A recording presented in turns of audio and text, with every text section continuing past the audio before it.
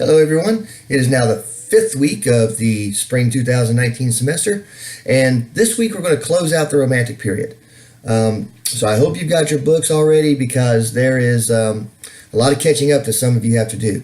I've started grading the quizzes, and I will soon start grading the essays, but I waited this long because so many people just weren't turning work in. So now the time has come. We are now 5 weeks into the semester. I'm going to have to insist that you start getting caught up as best you can. I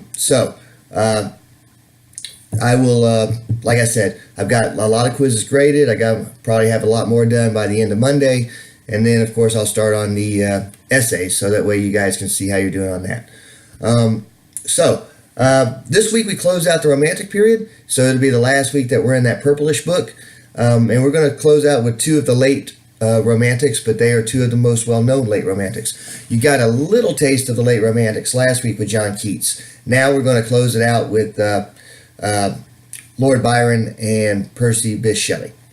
Now, even though they're romantics like Wordsworth and Coleridge, they're not like Wordsworth and Coleridge. Shelley and Byron actually were kind of a reaction against some of what Coleridge and Wordsworth were doing. And you'll see that when you read the poem by Percy Bysshe Shelley to Wordsworth, where he says, "Sir, you were at one time a great poet, but what happened? You've changed, and you've not really changed for the better. You've become the very same thing that you were rebelling against." And that kind of happens from generation to generation. A new generation comes in, they've got these grand new ideas, and eventually they end up being a lot more like their parents than they wanted to be. And then the newer generation says, "Hey, what happened to you?"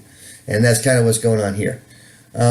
And also on Shelley, you're reading Mont Blanc, which is a different look at nature, because Wordsworth and Coleridge thought nature was wonderful, it was beautiful, it provides everything we need, like food and warmth and shelter and stuff. Shelley is going to take the position, no, nature doesn't really care about humans. Nature exists, and that's all it does. It doesn't provide anything. It's up to humans to adapt to get the most out of nature. And Mont Blanc is all about how nature is powerful and how there's beauty in that power. And so that is something to consider as you are reading that poem. And then, of course, with Byron. Byron is just like with Shelley. He's going to have a story of a journey on a ship too. I'm not making you read Canto 1. To have you read everything from Don Juan and it's actually pronounced Don Juan, not Don Juan. To have everything from Don Juan in the book, to have you read it, that could be the only assignment I gave you. So I've cut out Canto 1. I'm only having you read Canto 2, which is about the ship's journey. Don Juan is considered one of the great literary lovers. And the reason he's on a ship, I'll go ahead and give you that backstory. The reason he's on a ship is because in Canto 1, he has an affair with a married woman, and the husband wants to kill him. And so Don's father puts him on a ship and sends him away to protect him. And the woman gets stuck in a nunnery where she's never going to have sex again because she's going to be a nun. So that's the great adventure story. And then, of course, She Walks in Beauty. That was a poem that he wrote, and of course you'll see the footnote in there, for a lady named Anne Wilmot.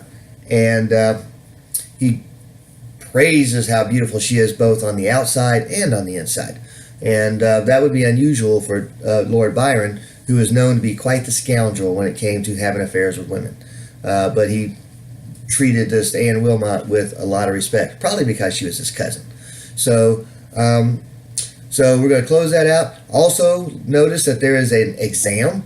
There's an exam study sheet, but for those of you that have been keeping up, the exam shouldn't be too hard. It'll all be multiple choice, and it'll be partially questions about the Romantic era and about the readings, and then partially quotes that are important from the stories.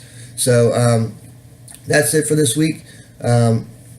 Let's finish these romantics out, and then next week we'll start on the Victorians.